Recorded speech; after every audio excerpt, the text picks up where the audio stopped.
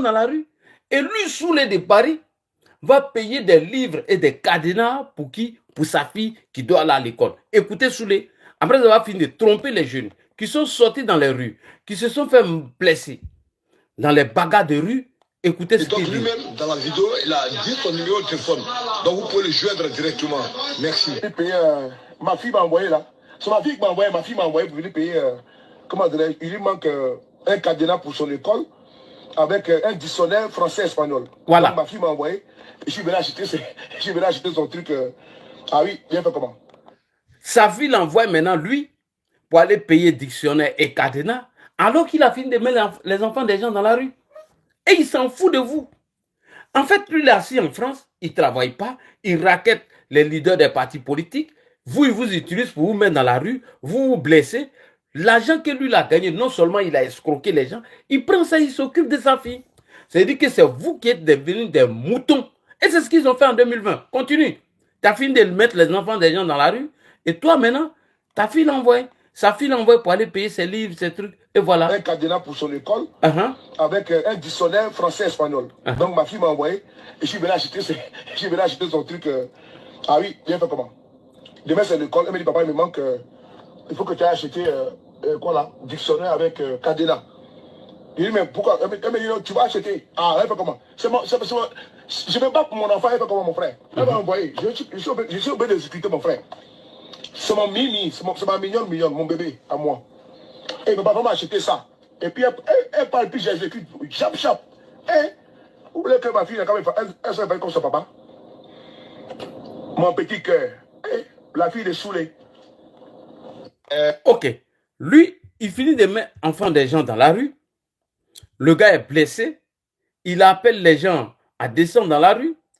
Et certains ont perdu la vie. Certains sont blessés. Certains sont morts. Certains sont à la police. Et lui, maintenant, l'argent qu'il a eu dans ça, il n'a même pas partagé avec les victimes. Et il est en train de manger cet argent-là. C'est-à-dire que lui, il laisse son enfant ici en France. Il est couché là comme un gros con, un gros paresseux. Et c'est lui qui vous demande de prendre vos léquets afin d'aller faire barrage à Alassane Ouattara. Ça, c'est Soulé de Paris. Voilà comment ils ont utilisé enfants des gens dans la rue. Alors qu'Henri Konan Bédié, qui était à la tête de la désobéissance civile, n'a jamais lancé de mot d'ordre. Il les a donné 5 milliards pour cette communication. Ils se sont partagés l'argent là. Et il y a des gens même qui sont dans la diaspora, qui ont fait des cotisations pour eux. Ils ont tout bouffé. Aujourd'hui, eux, ils sont peinards, ils sont en vie. 5 ans encore, c'est les mêmes escrocs qui arrivent. Parce que le nom de Laurent Gbagbo n'est pas inscrit sur la liste électorale et il veut vous utiliser et il n'y a aucun qui est en Côte d'Ivoire. La preuve, Didier Volcano, il ne vous a pas dit qu'il allait sortir dans la rue, qu'ils allaient mélanger tout. Mais demandez-moi où il est aujourd'hui. Didier Volcano a fui, il est allé au Burkina. Et c'est lui qui va vous appeler dans la rue. Didier Volcano, lorsqu'il a appris que Gbagbo connaît, on s'occupait bien de lui. Au Burkina Faso, il a imaginé une arrestation. Il dit, oh, les encagoulés sont venus chez moi, ils sont venus m'arrêter, je n'ai rien fait. Oh, Hassan Draman Ouattara. Il a pris pirogue et il est rentré d'après lui-même, hein, qu'il est au Burkina en ce moment. Il veut bénéficier des mêmes privilèges que Gbagbo connaît. Ce pas des combattants convaincus, c'est des mangeurs.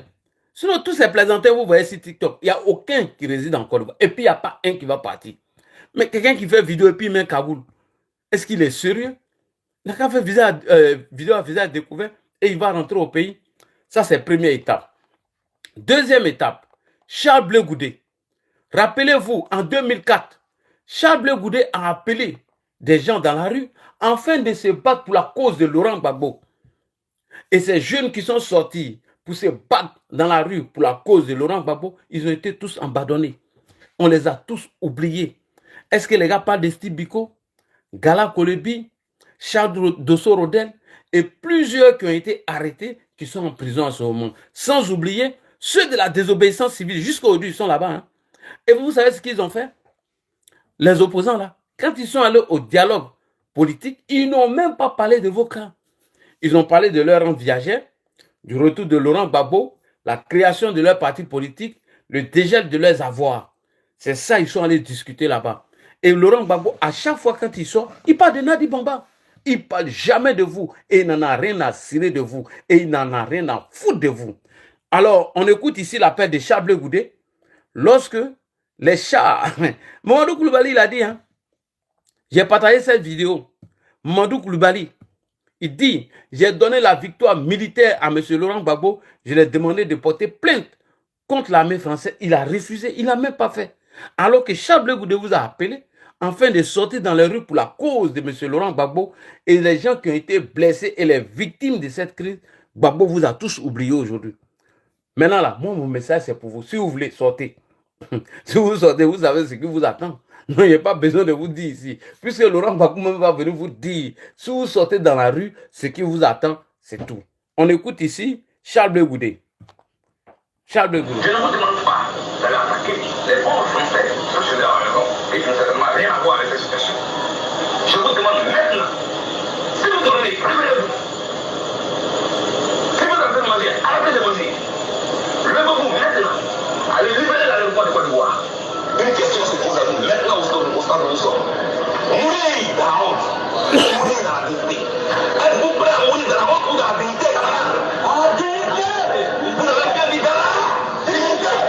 Tous à l'aéroport. Tous au 43 sentiments. Ne dormez plus. Laissez les bus. Tous dans la rue. J'appelle dès maintenant à une résistance populaire pour libérer la Côte d'Ivoire. La Côte d'Ivoire n'est pas une partie du Paris. Je vous remercie. Que Dieu bénisse la Côte d'Ivoire. Nous avons le destin de la Côte d'Ivoire.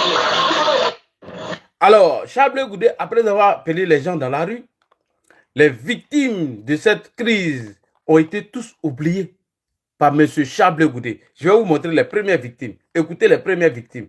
Ceux qui se sont battus pour Gbagbo là. Écoutez-les. Je suis à l'état civil, M.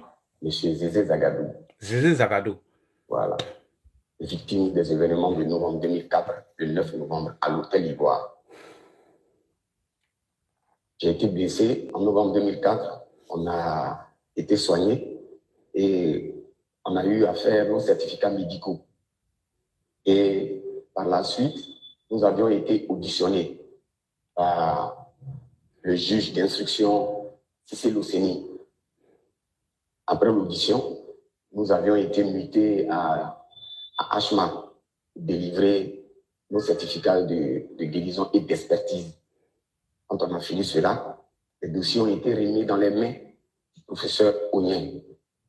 Le professeur Onien qui est actuellement le camarade de lutte du président Laurent Gbagbo. Et le professeur Georges Amon Onien, quand nous sommes allés le voir, pour lui dire nos dossiers, qu'en est-il, il nous a répondu comme ça pour dire ces dossiers-là se trouvent dans lui, ses mains. La seule personne en Côte d'Ivoire ici qui peut lui dire envoie-moi ces dossiers pour faire telle chose, c'est le président Laurent Gbagbo. Tant que ce n'est pas lui, je ne peux donner ça à personne. Et c'est la première, la dernière fois que je vous parle de ça. Il nous a quittés. Et puis il est parti. Et c'est après ça qu'il y a eu la crise. Et puis il est sorti de la Côte d'Ivoire.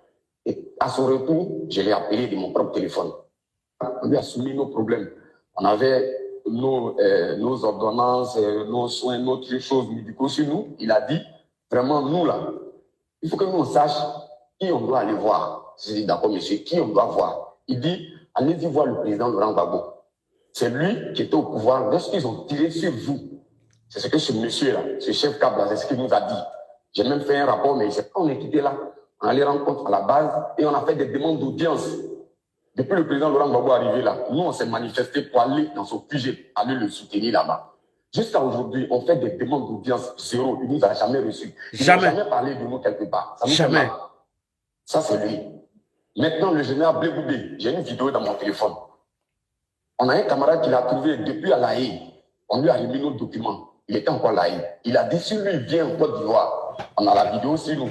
S'il vient en Côte d'Ivoire, parce qu'on lui a dit, mais tu fais toutes ces vidéos en Europe là-bas. Là. On t'a jamais entendu parler des victimes de novembre 2004, alors que c'est toi qui nous as appelés dans la rue. Et puis tu n'as rien parlé de ça. Donc dans le document, c'est ce que nous avons mis dedans. Donc, partagez les gars, partagez. Vraiment, il nous a pas tapotez. Quand il va arriver au pays, là, on va se calmer, organisons-nous bien. Quand il va arriver au